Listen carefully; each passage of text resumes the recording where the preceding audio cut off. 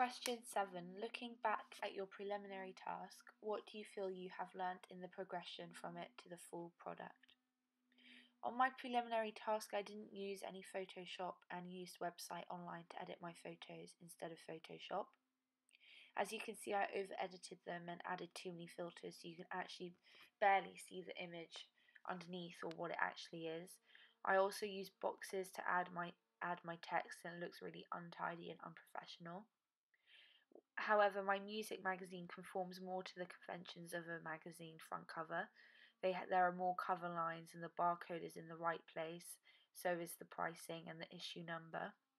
I have a bigger masthead and have used different fonts on the front cover to make it look more interesting, and it looks a lot more professional than my preliminary task, which just looks really messy. The contents page doesn't conform to the conventions of a contents page as much as my music magazine does.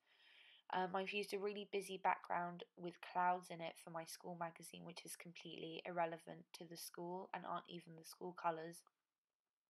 The page numbers are on the wrong side of the articles, and they're on the right hand side where they usually should be before the article, and there aren't any editorial pillars. I do have some images, but they're placed randomly on the page and it just doesn't look very neat. My music magazine contents page is a lot more professional looking. It's very clean, it's got a nice white background, and page numbers are given clearly with each image, which my preliminary task doesn't do.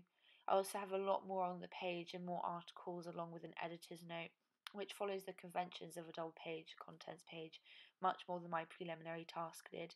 I also used Photoshop to edit and cut out images, whereas for my preliminary task I used a website and over edited my images.